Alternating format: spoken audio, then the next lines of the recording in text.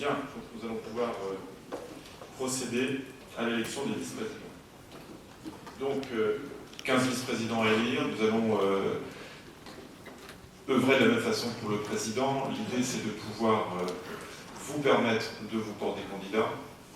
Alors, après en avoir discuté avec certains de mes collègues, l'idée, c'est une proposition que je vous fais, mais qui n'est pas obligé de respecter, parce que nous sommes encore une fois dans un schéma qui est très libre, c'est de pouvoir vous déclarer sur la base d'une appétence particulière, d'une thématique qui vous correspondrait et qui, pour la suite, pourrait vous être attribuée.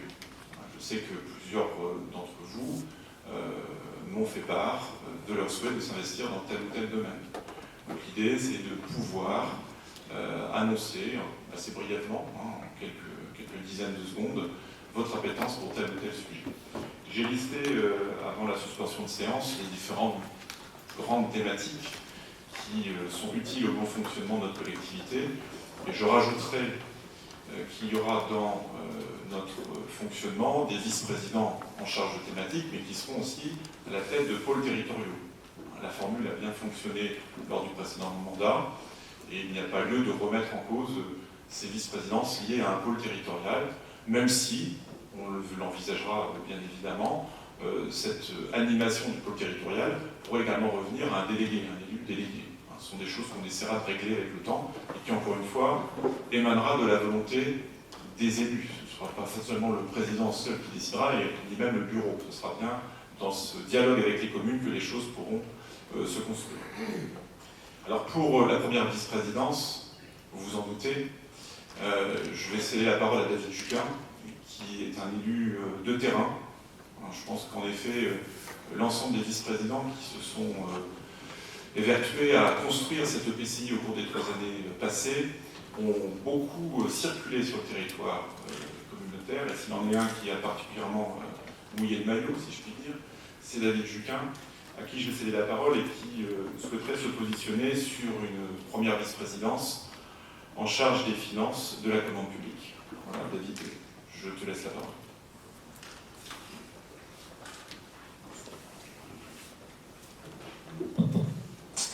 Merci David. Certains me connaissent déjà, puisque j'étais déjà vice-président à la comité d'agglomération en charge des finances. Mais je vais me présenter pour les nouveaux qui viennent d'arriver. Donc je suis maire de Saint-Jean suite aux dernières élections. J'ai 44 ans. Je suis marié, 2 enfants, une fille de 23 ans, un enfant de 17 ans. Je suis comptable de formation. Donc en 2017, j'ai été élu à la comité d'agglomération en charge des finances. Et puis je pense qu'on a fait un gros travail, effectivement, comme tu disais David, au sein des pôles territoriaux. Et moi j'ai pu connaître l'ensemble de ce territoire au sein de ces pôles territoriaux. Les pôles territoriaux sont très importants. Ce sont des espaces de discussion et de débat qui permettent de travailler à taille humaine, contrairement à ces assemblées plénières dans lesquelles nous sommes aujourd'hui. Ça demande du temps, de l'investissement. C'est pourquoi en 2017, j'avais arrêté ma vie professionnelle pour me dédier pleinement et entièrement à ce poste de vice-président. C'est ce que j'avais annoncé quand je m'étais présenté, chose que j'ai effectuée 6 mois plus tard. Et je pense que c'est indéniable de l'avoir disponibilité. Donc un bilan de 3 ans, David, qu'on partage ensemble, tu l'as rappelé tout à l'heure, hein, un bilan financier, je n'en reviendrai pas sur les chiffres, mais qui n'a pas été forcément très facile. Il a fallu absorber un petit peu les différentes histoires des différents territoires. Aujourd'hui, devant nous s'ouvrent 6 années sur un territoire qui est reconnu départementalement, régionalement, nationalement. Et je pense qu'il convient à chacun d'entre nous de trouver la place au sein de cette instance. Toute commune doit se sentir investie au sein de cette comité d'agglomération. On a un beau projet, on a un beau programme. On s'appelle Mont-Saint-Michel-Normandie. Ça résonne très haut, très loin. Et je pense que pour mener à bien tout ça, il ne faut pas juste un seul homme. Aujourd'hui, on a voté pour le président David Nicolas, mais ce n'est pas un blanc-seing. David, je te le dis, tu le sais, certains m'avaient poussé à me présenter en tant que président. J'ai hésité, on en a parlé avec David, et moi je crois en l'esprit d'équipe, je crois en l'esprit complémentaire, je crois aux compétences de chacun, à la disponibilité, et je pense que tout seul on n'est rien. Et qu'il faut un chef de file, donc David tu incarnes, Mais moi-même, avec les vice-présidents qui souhaitons continuer à travailler avec Nicolas, on a fait des erreurs, il faut savoir se le dire. Catherine l'a dit tout à l'heure, et je pense qu'il y a des choses sur lesquelles on se reconnaît. Et on en a parlé avec David, puisqu'on peut avoir ces espaces de discussion au sein de nos bureaux. Il y a eu des erreurs, oui, soit. Mais nous sommes des jeunes élus, nous sommes des humains aussi. Le droit à l'erreur est humain, malheureusement. Mais on apprend de ça. Mais si on a confiance les uns les autres, si on se soutient les uns les autres, ce sera que mieux pour notre territoire. Et je pense qu'il faut qu'on porte une équipe qui va dans ce sens-là, qui se soutient, qui n'est pas là pour se mettre des bâtons dans les roues, mais qui est vraiment là pour faire avancer l'intérêt collectif et l'intérêt de notre territoire. Donc voilà, je ne vais pas être trop long. David, vous avez présenté un peu les grandes lignes de ce qu'on souhaitait mettre en place. Je sens à l'aube de l'ancien mandat qui était compliqué, avec ces changements de territoire, que là on a 6 ans devant nous, en le rappelant quand même qu'on a le Covid qui est toujours présent, qu'il va y avoir des impacts économiques à subir. Au niveau associatif, c'est pareil. On va devoir vivre autrement, en tout cas pour la prochaine, voire les 2 prochaines années, et qu'il va falloir répondre présent et être solidaires les uns des autres. Donc je m'inscris dans cette perspective-là, et c'est pourquoi je me présente à la première vice-présidence de la communauté d'agglomération. Je vous remercie. Merci David.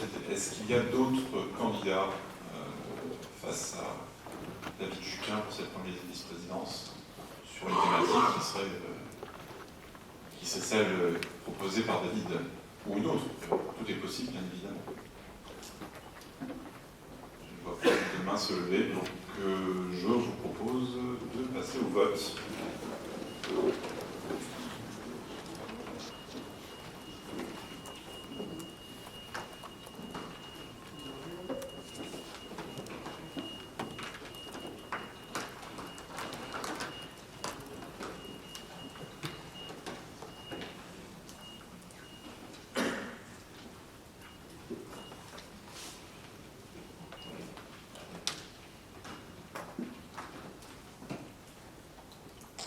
Il reste 2 votes à recueillir, celui de Martine Hulin, de Christine Julienne. Voilà. Donc les résultats arrivent. Donc David Juquin obtient 113 voix sur 129 votants, avec 8 abstentions, 4 votes blancs. Et alors, voilà, c'est ça.